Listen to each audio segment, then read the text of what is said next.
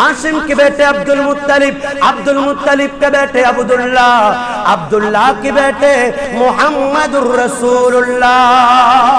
अल्लाहु अकबर।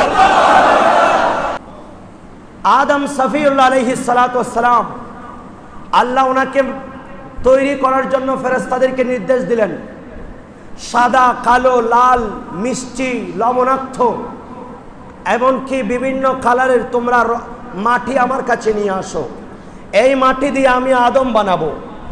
আল্লাহ রাব্বুল আলামিন আদম সফিউল্লাহকে তৈরি করলেন আপন জায়গায়, বডি মুবারক 60 গজ, 60 জিরাআন, 7 গজ লম্বা, এই বডি মুবারক এক জায়গায়। আদম সফিউল্লাহর রূহ মুবারক আলমে আরওয়াহের মধ্যে, ওই জায়গা থেকে আল্লাহ রাব্বুল আলামিন আল্লাহর কুদরতি মনসা হলো আদম বানাবেন। সেই সময় আল্লাহ রাব্বুল আলামিন যখন নির্দেশ দিলেন, রূহ মুবারক আলমে আরওয়াহ থেকে আদম সফিউল্লাহর শরীর মুবারকের সামনে এসে আল্লাহর কাছে আপত্তি জানাই, হায় বারি তাআলা, আদম সফিউল্লাহর ভেতরে যে আমাকে পৌঁছাচ্ছেন, সেখানে তো অন্ধকারে সাইলাব, সেখানে তো অন্ধকার, সেখানে তো আমি রূহ, নূর, আমি রূহ হলাম একটি আলো, আমি রূহ হচ্ছি পবিত্র জিনিস, এই অন্ধকারের মধ্যে আমি কিভাবে থাকবো? আল্লাহ রাব্বুল আলামিন আল্লাহর দয়ার পরবশ হয়ে আদম সফিউল্লাহর এই পিঠ মুবারকের মধ্যে আল্লাহর মাহবুব নবীর নূর মুস্তাফা, যেটা আল্লাহর জাতি নূর, সেই নূর মুবারক আদম সফিউল্লাহর পিঠের মধ্যে রাখলেন। আর পিঠের মধ্যে রাখার কারণে আদম সফিউল্লাহর এই কপাল মুবারকের মধ্যে এমনভাবে নূরের চমক ছিল, ওনার সমস্ত শরীর আলোকিত হয়ে গেল, রূহ সেখানে প্রবেশ করলো। আর একটু বড় করে বলেন। প্রত্যেক পিতার এই মেরুদণ্ডের মধ্যে তার যে সন্তান সন্ততি আসবে, এদের একটা ক্ষুদ্র অংশ, অণু মেরুদণ্ডের মধ্যে থাকে। প্রত্যেক বনি আদমের, আমার সন্তান যারা হবে, তার সন্তান যারা হবে, আমার সন্তানের অণুগুলি আমার এই মেরুদণ্ডের মধ্যে, ব্যাকবোনের মধ্যে আছে, সামান্য অণু। এর মাধ্যমে বংশবিস্তার সাবেত হয়। আল্লাহ রাব্বুল আলামিন আদম সফিউল্লাহ থেকে শুরু করে আমাদের নবী ইমামুল আম্বিয়া আখির নবী পর্যন্ত যতগুলি বনি আদম আল্লাহ দুনিয়াতে সৃষ্টি করবেন, সকলের অণু আল্লাহ রাব্বুল আলামিন আদম সফিউল্লাহর পিঠের মধ্যে দিয়ে দিলেন, যেটাকে মেরুদণ্ড বলা হয়। এই মেরুদণ্ডের মধ্যে সবার এক একটা অণু অংশ ছিল। সে আদম সফিউল্লাহ আলাইহিস সালাতু ওয়াস সালাম, ওনাকে আল্লাহ যখন সৃষ্টি করলেন, লাম্মা খালাকাল্লাহু আদম, লাম্মা খালাকাল্লাহু আদম আওদাআ যালিকা নূর, আই নূর আল মুস্তাফা সাল্লাল্লাহু আলাইহি ওয়াসাল্লাম ফি যহরিহি। আল্লাহ যখন আদম সফিউল্লাহকে তৈরি করলেন, সৃষ্টি করলেন, সেই সময় আল্লাহ তার পিঠ মুবারকের মধ্যে আল্লাহ নবীজির নূর মুবারক আল্লাহ স্থাপন করলেন। সুবহানাল্লাহ। ফাকানা লিশিদ্দাতিহি, অর্থাৎ আল্লাহর নবীর এই নূর মুবারকের এত বেশি চমক ছিল, এই চমকে আদম সফিউল্লাহর এই কপাল মুবারককে ধপধপ করত, নূর চমকাতো। আদম সফিউল্লাহ আলাইহিস সালাতু ওয়াস সালাম আল্লাহর কাছে দোয়া করলেন। সেই নিষিদ্ধ ফল আল্লাহ যখন ওনাকে খাওয়ার জন্য নিষেধ করলেন, শয়তান ওয়াসওয়াসা দান করলো। সেই ওয়াসওয়াসার কারণে আদম সফিউল্লাহ ওই গুমদম ফল যখন খেলেন, নিষিদ্ধ ফল, আল্লাহ ওনাকে জান্নাত থেকে বের করে দুনিয়ার জমিনে দিয়ে দিলেন। আদম সফিউল্লাহ আলাইহিস সালাতু ওয়াস সালাম প্রায় 300 বছর অনবরত কান্না করতে লাগলেন। এভাবে কান্না করতে করতে আল্লাহ রাব্বুল আলামিন যখন আদম সফিউল্লাহকে সর্বপ্রথম সৃষ্টি করলেন, ফেরেশতাদেরকে বললেন, এ ফেরেশতারা, আমার আদমকে তোমরা সাজদা করো। সুবহানাল্লাহ।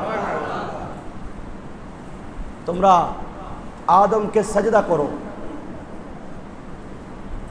সবাই মিলে ফেরেশতারা সাজদা করলো। কিন্তু ইবলিস প্রত্যাখ্যান করলো। খলাকতানি মিনাল নার, আমাকে আগুন থেকে সৃষ্টি করেছেন, আদমকে মাটি থেকে।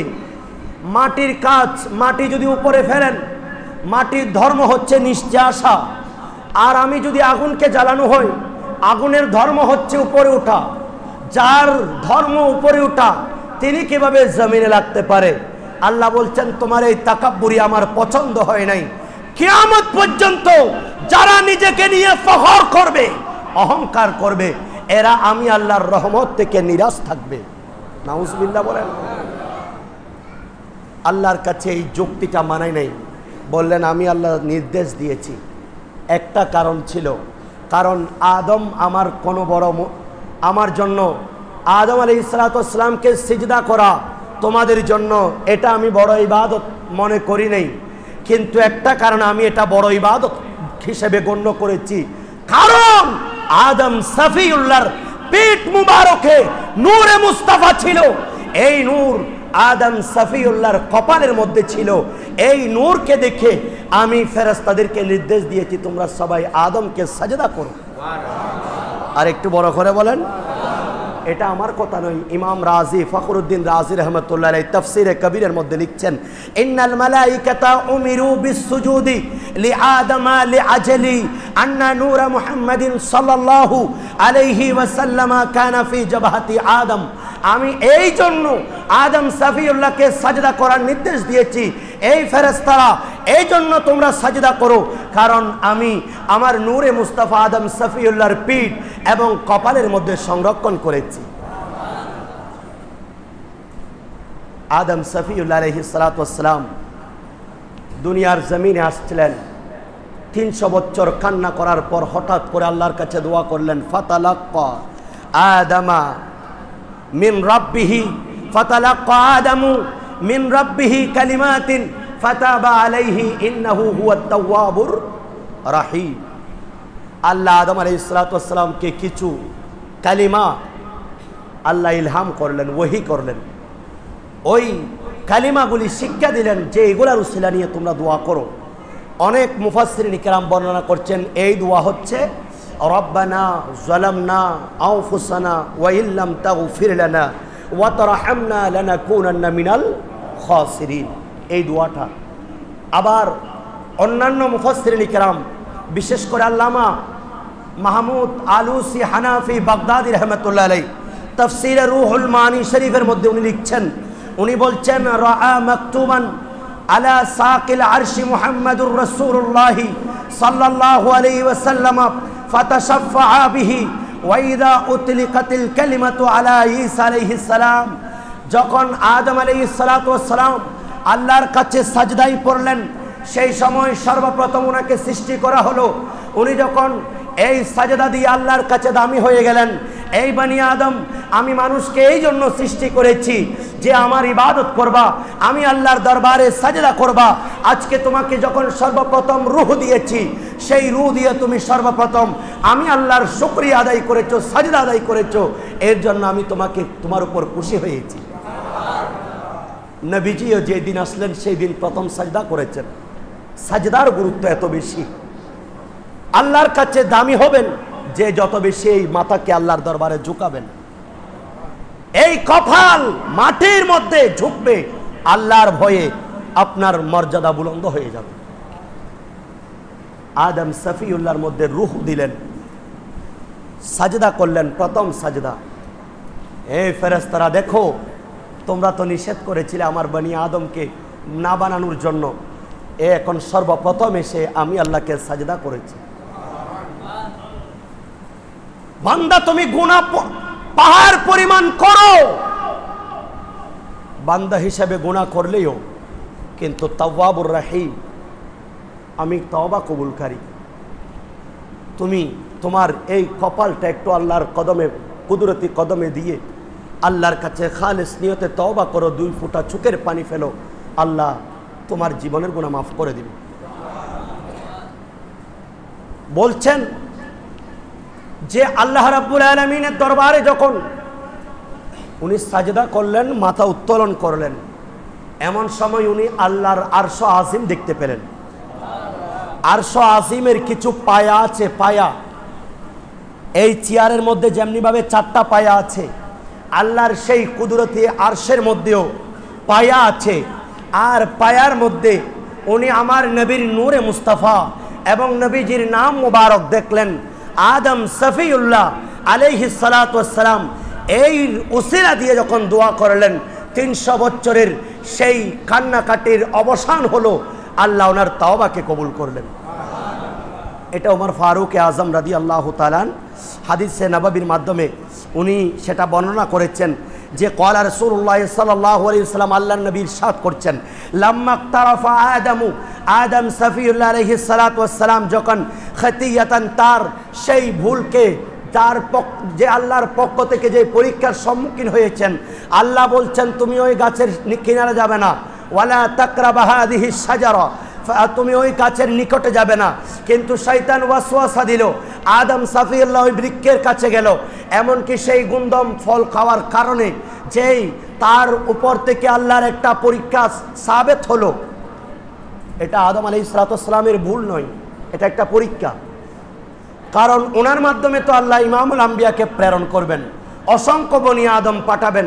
তো ওনারা যদি আমরা সবাই জান্নাতে যেতাম আর দুনিয়া দেখতাম না, ঠিক কিনা বলেন? সেই জন্য এটা আল্লাহর একটা পরীক্ষা। কোন নবী গুনাহ করতে, আহলে সুন্নাত ওয়াল জামাতের আকীদা, প্রত্যেক নবী মাসুম। এরা মুহূর্তের জন্য বিন্দু মাত্র গুনাহ তাদের জীবনে হয় নাই। কারণ আল্লাহ রাব্বুল আলামিন কর্তৃক এরা মনোনীত, এরা সিলেক্টেড হয়েছে আল্লাহ কর্তৃক। যারা আল্লাহ কর্তৃক নির্ধারিত, যেখানে ফেরেশতারা গুনাহ করতে পারে না, সেখানে আদম সফিউল্লাহ গুনাহ করতে পারে। কিন্তু জামাত ইসলামীর আমির আবুল আলা মওদুদী সাহেব সে বলছে যে মাঝে মধ্যে নবীরা গুনাহ করে থাকেন, না করলে ইনি তো স্রষ্টা হয়ে যাবেন। নাউজুবিল্লাহ বলেন। গুনাহ এটা হচ্ছে বান্দার একটা বৈশিষ্ট্য। আল্লাহ এবং তার রসুলগণ, আম্বিয়া ইকরাম সবাই এরা পাক, এরা সবাই মাসুম। সুবহানাল্লাহ বলেন।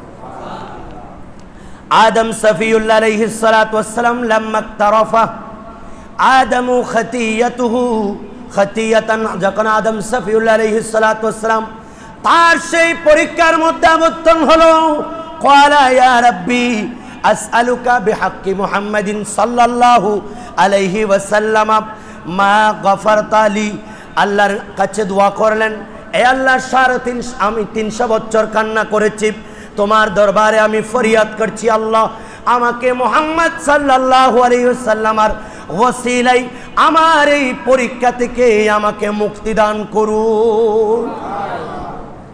ফাকাল আল্লাহু তাআলা, আল্লাহ রাব্বুল আলামিন জিজ্ঞেস করলেন, ইয়া আদমু কাইফা আরাফতা, হে আদম তুমি কিভাবে চিনো মুহাম্মদ সাল্লাল্লাহু আলাইহি সাল্লামকে?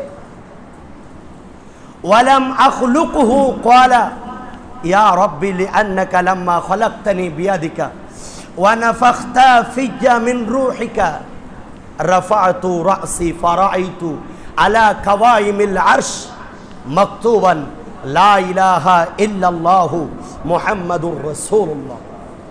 সুবহানাল্লাহ বলেন। হে আল্লাহ, যখন আমাকে সৃষ্টি করলেন, হে আল্লাহ আমাকে যখন আপনি আপনার কুদরতি হাতে তৈরি করলেন, আমি আল্লাহর দরবারে সাজদায় অবনত হলাম। আমি আমার মাথাকে যখন উত্তোলন করলাম, আমি ওই আরশ আজিমকে দেখতে পেলাম। আরশের মধ্যে একটা নাম মুবারক দেখলাম, কালিমা দেখতে পেলাম, যেই কালিমাটা হলো লা ইলাহা ইল্লাল্লাহ মুহাম্মাদুর রাসূলুল্লাহ সাল্লাল্লাহু আলাইহি ওয়াসাল্লাম। আল্লাহ আমি এটা দেখলাম, ফাআলিমতু আন্নাকা লাম তুদিফ ইলা ইসমিকা ইল্লা আহাব্বাল খালকি ইলাইকা। হে আল্লাহ, আমি জানতে পারলাম, আমি আমার ব্রেন দিয়ে আমি এটাকে বুঝে নিলাম, যেই নামটা আপনার নামের সাথে লাগানো সেটা সাধারণ কোনো নাম নয়, এটা আপনার কাছে অতি একটা প্রিয় নাম। বড় করে বলেন। जब तूर पे तौहीद खुदा लेके कलम से मरक़ूम रिसालत से किया नामे मोहम्मद ताज़ीम से लेता है खुदा नामे मोहम्मद क्या नाम है आई सल्ले अला नामे मोहम्मद सुबहानाल्लाह। যেটা আপনার নামের সাথে মিলানো, এটা সাধারণ কোনো নাম নয়, এটা অসাধারণ নাম। সেই জন্য আমি আল্লাহ এটার ওসিলা নিয়ে তোমার কাছে দোয়া চেয়েছি। ফাকার আল্লাহু তাআলা, আল্লাহ রাব্বুল আলামিন বলছেন সাদাক্তা, তুমি সত্য বলেছো। ইয়া আদমু, হে আদম সাফিউল্লাহ, ইন্নাহু লা হাব্বু আল খালকি ইলাইয়া, আমার কাছে ওই নামের চেয়ে প্রিয় আর কোনো নাম নেই। ওয়া ইযা সাআলতানি বিহাক্কিহি, তুমি যখন তার উসিলা নিয়ে দোয়া করেছো, কাদ গাফারতু লাকা ওয়ালাউলা মুহাম্মাদুন সাল্লাল্লাহু আলাইহি ওয়াসাল্লাম মা খালাকতুকা। এই হাদিস ইমাম বাইহাকি, ইমাম তাবরানি জুরকানি আলাল মাওয়াহিবের মধ্যে, তাফসিরে দুররে মনসুরের মধ্যে, মুস্তাদরাকে হাকিমের মধ্যে এটা নোট হয়েছে। সুবহানাল্লাহ বলেন। এমনকি মুহাম্মদ সাল্লাল্লাহু আলাইহি সাল্লামকে যদি আমি তৈরি না করতাম, সৃষ্টি না করতাম, তুমি আদম সাফিউল্লাহকেও আমি সৃষ্টি করতাম না। তাহলে সেই নবীর ওসিলা, সেই নবীর বরকতে আমরা ইমামুল আম্বিয়ার শ্রেষ্ঠ নবীর শ্রেষ্ঠ উম্মত হতে পেরেছি। কিয়ামতের ময়দানে আমাদের একটা মর্তবা হবে, সবাই বলবে দেখো ইমামুল আম্বিয়ার উম্মত, দেখো ইমামুল আম্বিয়ার উম্মত চলে যাচ্ছে, দেখো ইমামুল আম্বিয়ার উম্মতের চেহারার মধ্যে সাজদার জায়গাগুলি থেকে নূর বের হচ্ছে। তখন চিনতে পারবেন এটা ইমামুল আম্বিয়ার উম্মত। নবী গো, আপনি কিয়ামতের ময়দানে কোটি কোটি উম্মত, অসংখ্য উম্মতদেরকে আপনি আপনার উম্মতকে কিভাবে চিনবেন? নবী বলছেন সেই দিন আমার উম্মতের মধ্যে গুররুন মুহাজ্জিলিন, এদের চেহারাটা দবদবে সাদা হবে উযু করার কারণে, পাঞ্জেগানা নামাজ পড়ার কারণে, তাদের রুকুর জায়গা, সাজদার জায়গা, তাশাহুদের জায়গা, এগুলা দিয়ে তাদের জবান দিয়ে নূর বের হবে। এই নূর দেখে দেখে আমি চিনতে পারবো এ আমার উম্মত। নামাজ পড়ার দরকার আছে। আদম সাফিউল্লাহ আলাইহিস সালাতু ওয়াস সালামকে আল্লাহ 40 জোড়া সন্তান দিলেন, একসাথে একটা মেয়ে একটা ছেলে, একটা মেয়ে একটা ছেলে, এভাবে 40 জোড়া আদম সাফিউল্লাহ আলাইহিস সালাতু ওয়াস সালাম আমাদের পিতা আদম সর্বপ্রথম মানব বংশের বংশধর করছেন, বিস্তার করছেন। এই সময় 40 জোড়ার মধ্যে যে 40 নম্বর জোড়া আসলো, এদের মধ্যে একজন ছিল হাবিল, আরেকজন ছিল তার হাবিলের সাথে ছিল লেওয়াদা, আর আরেকজন সন্তান ছিল কাবিল, কাবিলের সাথে ছিল আকলিমা। সিস্টেম ছিল এই জোড়ার ছেলের সাথে ওই জোড়ার মেয়ের বিবাহ, এভাবে বিবাহ হবে। একজন বলছে যে না, আমার সাথে যেই জন্মগ্রহণ করেছে আকলিমা, সেই কাবিল বলছে আমি তাকে বিবাহ করব। নাউজুবিল্লাহ বলেন। আদম সাফিউল্লাহ বলছেন এটা আল্লাহর হুকুমের বিরোধিতা করছো। বললেন ঠিক আছে, তোমরা কোরবানি করো, যার কোরবানি করব হবে সে তাকে বিবাহ করতে পারবে। দেখা গেল দুজনই কোরবানি দিল। একজনের কোরবানি, তৎকালীন যুগে কোরবানি কবুল হওয়ার একটা পদ্ধতি ছিল, আসমান থেকে এক টুকরো আগুন এসে তার কোরবানির পশুটা নিয়ে যায়। হাবিলের কোরবানি কবুল হলো, সিস্টেম হলো আকলিমাকে হাবিল বিবাহ করবে, কিন্তু কাবিল বলল না, আমার কোরবানি কবুল না হলেও দরকার হলে আমি হাবিলকে কতল করে ফেলবো। নাউজুবিল্লাহ বলেন। হাবিলকে কতল করে ফেললো। হযরত আদম সাফিউল্লাহ আল্লাহর ঘরে গেলেন, এমত অবস্থায় একজন আরেকজনের সাথে কাবিল হাবিল আলাইহিস সালাতু ওয়াস সালামকে শহীদ করে দিল। এরপরে কাবিল ওই আকলিমাকে নিয়ে সেই শাম থেকে এডেনের মধ্যে চলে গেল, সেখানে বংশ বিস্তার হচ্ছে। এখান থেকে তার বংশধররা মারামারি, জেনা, বেবিচার, রক্তপাত এবং কি যাবতীয় অন্যায় কাজ এই বংশ থেকে যুগ যুগ ধরে চলমান আছে। নাউজুবিল্লাহ বলেন। এখনো পর্যন্ত কেউ যদি কারো উপর হাত তুলে, কেউ যদি কারো উপর আঘাত করে, কেউ যদি কারো উপর রক্তপাত করে, এখান থেকে একটা অংশ ওই কাবিলের উপর চলে যাবে, কারণ কাবিল সর্বপ্রথম আল্লাহর জমিনে ফাসাদ সৃষ্টি করেছে। নাউজুবিল্লাহ বলেন। এই যারা করবেন তারা তাদের অনুসারী হবেন। মারামারি, হানাহানি, একজন আরেকজন রক্তপাত, বিশৃঙ্খলা, এই সকল এদের বংশধরেরা করে। এরা ইমামুল আম্বিয়ার উম্মতের মধ্যে এটা কখনো শোভা পায় না। 40 জোড়ার পরে আরেকজন আদম সাফিউল্লাহ সর্বশেষ, ওনাকে আল্লাহ সন্তান দিলেন, যার নাম হযরতে শীস আলাইহিস সালাতু ওয়াস সালাম। সুবহানাল্লাহ। উনি একজনই আসলেন। ওনাকে আল্লাহ রাব্বুল আলামিন সেই নূরে মুস্তাফা দান করলেন ওনার কপাল মুবারকে। সুবহানাল্লাহ। হযরত শীশ আলাইহিস সালাতু ওয়াস সালাম, হযরত আদম আলাইহিস সালাতু ওয়াস সালাম 1000 বছর জীবিত ছিলেন। আর হযরত শীশ আলাইহিস সালাতু ওয়াস সালামের বয়স যখন 160 বছর হলো, তখন আল্লাহ রাব্বুল আলামিন ওনার বংশের মধ্যে আরেকজন সন্তান দিলেন। ওনার নাম হচ্ছে আনুস। ওনার জমানাও আদম সফিউল্লাহ পেলেন। আনুস আলাইহিস সালাতু ওয়াস সালাম ওনাকে আল্লাহর নবীর নূর মুবারক দিলেন। এই নূর মুবারক উনি হেফাজত করলেন, ওনার মাধ্যমে আল্লাহর নবীর নূর মুবারক হেফাজত ছিল। এরপরে আসলো হযরতে কাইনান। কাইনান ছিল আল্লাহর নবীর নূর মুবারক সংরক্ষণকারী। এই নূর মুবারক হযরতে কাইনানের কাছে আসলো। কাইনানের কাছে আল্লাহর নবীর নূর মুবারক হেফাজত ছিল। এরপরে আসলো মাহলাইল। মাহলাইল হযরত আদম আলাইহিস সালাতু ওয়াস সালামের জামানা উনিও পেলেন, যেহেতু ওনার দাদা দাদা দাদার দাদা পরদাদা, এভাবে হযরত আদম সফিউল্লাহ 1000 বছর জীবিত ছিলেন। এইভাবে হযরতে মাহলাইল, মাহলাইলের সন্তান ছিল ইয়ারিদ। ইয়ারিদ ওনার কাছে আল্লাহর নবীর নূরে মুস্তাফা প্রত্যাশীফ আনলেন। এই ইয়ারিদের সন্তান ছিল হযরত ইদ্রিস আলাইহিস সালাতু ওয়াস সালাম। ইদ্রিস আলাইহিস সালাতু ওয়াস সালামের জামানায় ফিতনা ফাসাদ রক্তপাত আরো বেশি বেড়ে গেছে। তখন আল্লাহ রাব্বুল আলামিন ওই নূরে মুস্তাফা হযরত ইদ্রিস আলাইহিস সালাতু ওয়াস সালামের কপালের মধ্যে আল্লাহ স্থাপন করে দিলেন। সর্বপ্রথম দাড়ি পাল্লা নির্ণয় কলম দিয়ে লেখা এগুলা তৈরি করেছেন ইদ্রিস আলাইহিস সালাতু ওয়াস সালাম। সুবহানাল্লাহ। উনি বেশি বেশি আসমানি কিতাব পড়তেন, সেই জন্য ওনার নাম হচ্ছে ইদ্রিস। না হলে ওনার নাম ছিল আখনুন। ইদ্রিস মানে অধিক পঠিত, অধিক আল্লাহর কিতাব পড়েন। আল্লাহ ওনাকে 30টা সহিফা দান করেছেন। সুবহানাল্লাহ। ইদ্রিস আলাইহিস সালাতু ওয়াস সালাম ওনার সন্তান ছিল মুতাওয়াশালিখ। মুতাওয়াশালিখের কাছে আল্লাহর মাহবুব নবীর সেই নূর মুবারক আল্লাহ স্থাপন করলেন। এর মাধ্যমে আমার নবীর নূর মুবারক সংরক্ষণ ছিল। উনি আল্লাহর মাহবুব নবীর সেই আদম সফিউল্লাহর দেওয়া বিধান অনুযায়ী, ইদ্রিস আলাইহিস সালাতু ওয়াস সালামের সহিফা অনুযায়ী উনি মানুষদেরকে এই ইসলামের পথে, আল্লাহর ওয়াহদানিয়তের পথে উনিও মানুষকে একত্রিত করছেন। এরপরে আসলো লামিক। লামিক আলাইহিস সালাতু ওয়াস সালাম ওনার কাছে আল্লাহর নবীর নূরে মুস্তাফা সংরক্ষণ ছিল।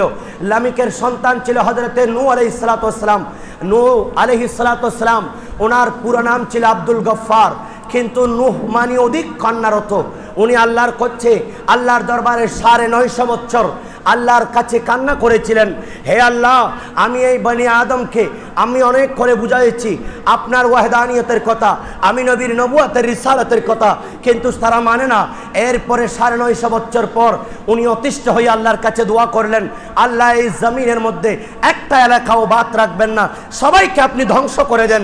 নূহ আলাইহিস সালাতু ওয়াস সালাম আল্লাহর কাছে দোয়া করার সাথে সাথে আল্লাহ বলছেন, হে নূহ, তুমি একটা প্লাবন হবে, আমি আল্লাহর তুমি শাস্তি তখন দেখতে পারবে, একটা নৌকা বানাও, তোমার অনুসারীদেরকে সেখানে তুলো, আর আমি আল্লাহর পক্ষ থেকে এই শাস্তি কি হয় তোমার নিজ চোখে তুমি দেখতে থাকো। নূহ আলাইহিস সালাতু ওয়াস সালাম সেই দিন মহাপ্লাবনের সময় তার অনুসারীদেরকে তুলেছিলেন। নূহ আলাইহিস সালাতু ওয়াস সালামের কাছে সেই দিন আল্লাহর নবীর নূর মুবারক সংরক্ষণ ছিল, সেই জন্য এই প্লাবন থেকে নূহ আলাইহিস সালাতু ওয়াস সালাম এবং তার অনুসারীরা নাজাত পেয়েছেন। সুবহানাল্লাহ। अगर नामे मोहम्मद आप नया वर्द शफी आदमो न आदमिया फते तौबा न नूह अज़गर के नज्जैना सलातुनिया।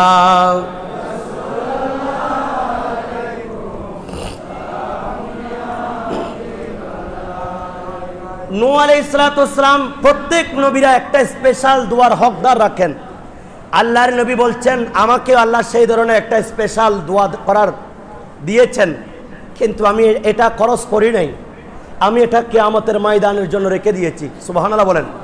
বুখারী শরীফ কিতাবুদ দাওয়াতের মধ্যে আছে যে প্রত্যেক নবীরা একটা স্পেশাল দোয়ার হকদার হয়, যেটা করার সাথে সাথে আল্লাহ কবুল করেন।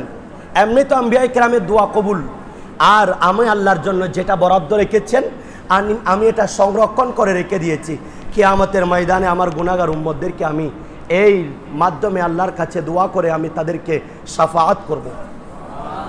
আর একটু বড় করে বলেন।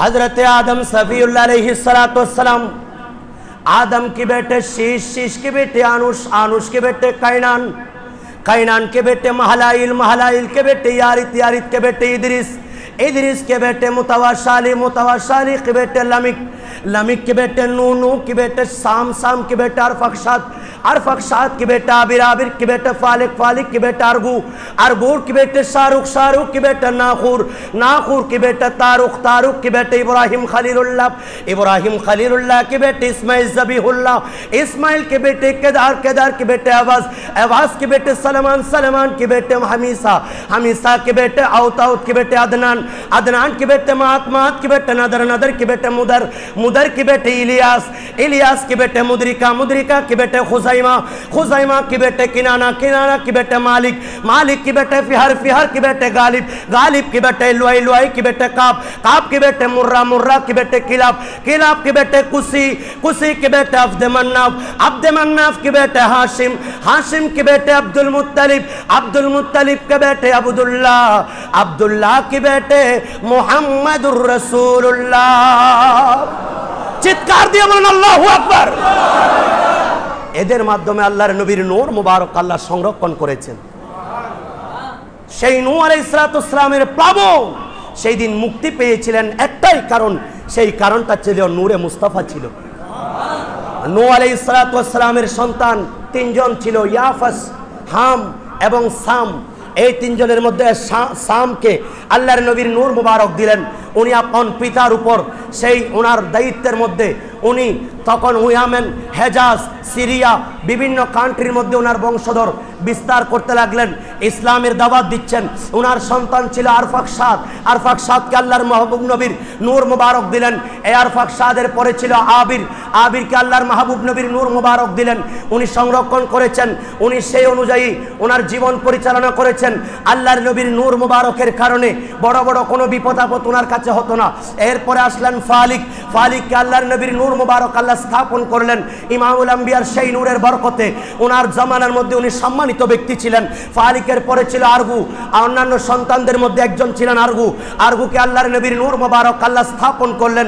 সেই নূর মুবারকের ওসিলাই ওনার সম্মান বেড়ে গেল। নূর মুবারক যেই নিচ্ছে তার মর্যাদা বেড়ে যাচ্ছে, নূর মুবারক যার কাছে আসছে তার সম্মান বেড়ে যাচ্ছে। আরগুর পরে আল্লাহর নবীর নূর মুবারক আল্লাহ দান করলেন শাহরুখকে। শাহরুখের মধ্যে আল্লাহর নবীর নূর মুবারক ছিল। ওনার সন্তান ছিল নাখুর, নাখুরকে আল্লাহর নবীর নূর মুবারক দিলেন।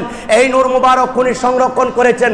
সেই নাখুর, নাহুরের পরে ওনার সন্তান আসলেন তারুখ, ইব্রাহিম খলিলুল্লাহর পিতা, যাকে আল্লাহ রাব্বুল আলামিন ওনার বংশের মধ্যে ওনাকে আল্লাহ রাব্বুল আলামিন এমন একজন সন্তান দিবেন যিনি ইব্রাহিম খলিলুল্লাহ, যার কারণে মক্কার খানে কাবা আবাদ হবে, যার কারণে আবার মুসলমানদের জন্য কোরবানির একটা বিধান হবে, যিনাকে আল্লাহ খলিলুল্লাহ বানিয়েছেন, যাকে নমরুদ আগুনের মধ্যে যখন নিক্ষেপ করলো আল্লাহর পক্ষ থেকে এলান হলো কুলনা ইয়া নারু কুনি বারদান ওয়া সালামান আলা ইব্রাহিম, এই নার, এই আগুন তুমি ঠান্ডা হয়ে যাও, আমার ইব্রাহিম খলিলুল্লাহর উপর তুমি প্রশান্ত হয়ে যাও। আল্লাহর নির্দেশের সাথে সাথে সেই নমরুদের অগ্নিকাণ্ড, সেই আগুনের একটি ঝাপকে আল্লাহ ফুলের বাগান বানিয়ে দিলেন। সেই তারুখ ওনার সন্তান হচ্ছেন ইব্রাহিম খলিলুল্লাহ। ইব্রাহিম খলিলুল্লাহকে আল্লাহ এমন একজন সন্তান দিলেন যার মাধ্যমে আল্লাহর কাছে উনি দোয়া করলেন, রব্বানা ওয়াবাস ফীহিম রাসূলাম মিনহুম ইয়াতলু আলাইহিম আয়াতিকা ওয়া ইউআল্লিমুহুমুল কিতাবা ওয়াল হিকমা ওয়া ইউযাক্কিহিম। আল্লাহ তাদের মধ্য থেকে আমার সন্তান ইসমাইল যাবিহুল্লাহর মাধ্যমে একজন, তাদের মধ্যে একজন নবী পাঠান, যেই নবী দুনিয়াতে এসে 30 পারা কোরআন তোমার কালামগুলি মানুষকে শোনাবেন, মানুষকে বিজ্ঞান শিক্ষা দিবেন, এমনকি তাদেরকে আল্লাহ তোমার পবিত্র বানিয়ে দিবেন, তারা পবিত্র হয়ে তোমার তাসবিহ পড়বে। আল্লাহ এমন একজন নবী প্রেরণ করেন। ইসমাইল যাবিহুল্লাহকে আল্লাহ সিলেক্টেড করলেন। ইসমাইল খলিলুল্লাহ, ইসমাইল যাবিহুল্লাহকে আল্লাহর মাহবুব নবীর নূর মুবারক দিলেন। ওনার এমন একজন সন্তান যার পায়ের আঘাতে জমজম কুম তৈরি হয়। আল্লাহর গোরখানে কাবার মধ্যে চতুর্দিকে মক্কা মদিনার মধ্যে অসংখ্য বিস্মৃতি হযরত ইসমাইল যাবিহুল্লাহর আছে। আল্লাহ ওনার মাধ্যমে আল্লাহর নবীর নূরে মুস্তাফা হেফাজত করেছেন। ওনার পরে আসলেন কেদার, কেদারের পরে আসলেন এওয়াজ, এওয়াজের পরে আসলেন সালেমান, সালেমানের পরে আসলেন আউদ, আউদের পরে আসলেন আদনান, আদনানের পরে আসলো মাআদ, মাআদের পরে আসলো নাদার, নাদারের পরে আসলো মুদার। এদের সবার মাধ্যমে আল্লাহর মাহবুব নূর মুবারক আল্লাহ হেফাজত করেছেন। প্রত্যেকের আদনান, মাআদ এদের কাছ থেকে রাসূল পাক সাল্লাল্লাহু আলাইহি সাল্লাম বিভিন্ন বলেছেন যে তোমরা কখনো মাআদকে তোমরা কখনো অন্যায় বলিও না, তাকে কখনো দোষারোপ করিও না, তোমরা কখনো তাকে গালিগালাজ করিও না। কারণ অর্থাৎ এই কারণে আল্লাহর মাহবুব আল্লাহর উনি অতি বড় নিকটে ছিল, একটাই কারণ, সেটা হচ্ছে ওনার কাছে আল্লাহর মাহবুব নবীর নূর মুবারক ছিল। সুবহানাল্লাহ বলেন।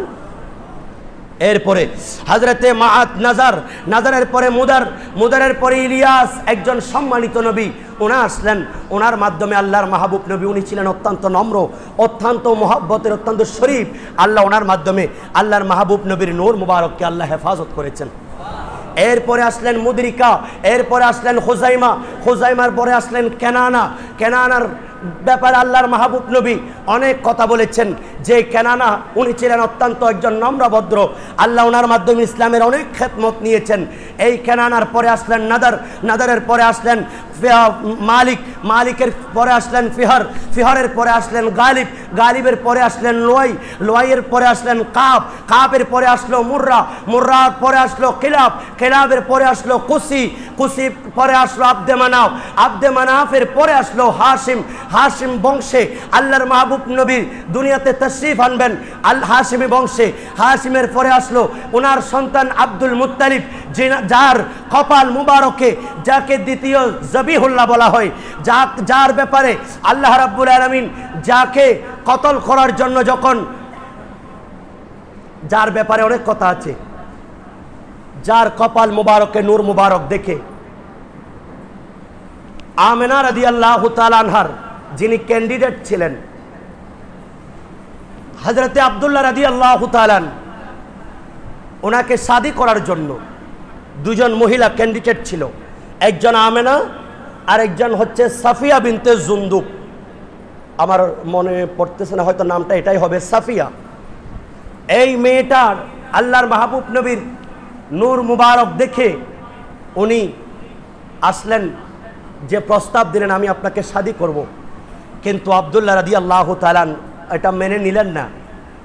হযরতে আব্দুল্লাহ রাদিয়াল্লাহু তাআলা যেই দিন শাদী করে আসতেছেন, সেই দিন শত শত দল বল নিয়ে, যুদ্ধ সামগ্রীর বস্তু নিয়ে আব্দুল্লাহ রাদিয়াল্লাহু তাআলা ওনার পথের মধ্যে কাটা হয়ে দাঁড়িয়েছে ওই মহিলা, যে আমি তোমাকে শাদী করার জন্য বলেছিলাম, তুমি আমাকে শাদী করো নাই, এই আমেনাকে তুমি শাদী করেছো। বললেন এটা আমার দাদা, আমার আব্বা হযরতে আব্দুল মুত্তালিবের নির্দেশ, আমি আমার পিতার সেই নির্দেশ পালন করতে গিয়েছি। বললেন তোমার বিরুদ্ধে আর এখন আমার কোনো অভিযোগ নেই। কারণটা কি? বললেন কারণ তোমার শাদীর পরে, তুমি যে শাদী করেছো, তোমার শাদীর পূর্বে আমি তোমার কপালের মধ্যে একটা চমক দেখেছিলাম। সুবহানাল্লাহ বলেন। এখন আমি সেটা আর দেখছি না। সেই নূরে মুস্তাফা সেই দিন দেখে ওই সাফিয়া বিনতে জুনদুব উনিও পাগল হয়ে গেছেন। সুবহানাল্লাহ। দাদা আব্দুল মুত্তালিব, আব্রাহা আসলো আল্লাহর ঘর খানে কাবা ভাঙার জন্য। এই আব্দুল মুত্তালিব, আব্রাহা বলছে আমি আল্লাহর ঘর খানে কাবা ভাঙবো, তুমি আমাকে কিছু করতে পারবে না। বললেন এটা আল্লাহর ঘর, এখানে আমার কোনো কর্তৃত্ব নাই, নেতৃত্ব নাই, এটা আমি পাহারা দিচ্ছি, তোমার যদি পারো তুমি তাহলে তুমি আক্রমণ করো। আর হযরতে আব্দুল মুত্তালিব দাদা এই কথা বলে আল্লাহর নবীর পিতা হযরতে আব্দুল্লাহকে নিয়ে সুবাইর পর্বতে উঠলেন। সেই সুবাইর পর্বতে হযরতে দাদা আব্দুল মুত্তালিব আর ওইদিকে হযরতে আব্দুল্লাহ ওনারা দাঁড়িয়ে আছেন, আল্লাহর কাছে দুই হাত তুলে দিয়েছেন, হে আল্লাহ, আব্রাহা এসেছে খানে কাবা ভাঙতে, তোমার খানে কাবা ধ্বংস করতে এসেছে, আমি আল্লাহ তোমাকে বিচার দিচ্ছি। দোয়া করতে দেরি নেই, আব্দুল্লাহর নূর থেকে, আব্দুল্লাহর কপাল থেকে একটা নূরের চমক আসমানের মধ্যে চমকাচ্ছে, কারণ আব্দুল্লাহর কাছে নবীজির নূরে মুস্তাফা ছিল।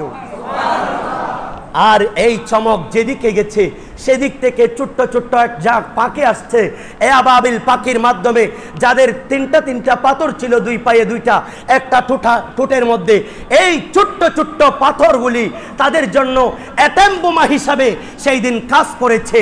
সেই আব্রাহা সহ সমূলে ধ্বংস হয়ে গেছে। বলছেন সেই দিন আল্লাহর ঘর খানে কাবাও রক্ষা পেয়েছে আমাদের নবীর নূরে মুস্তাফার কারণে। সুবহানাল্লাহ বলেন।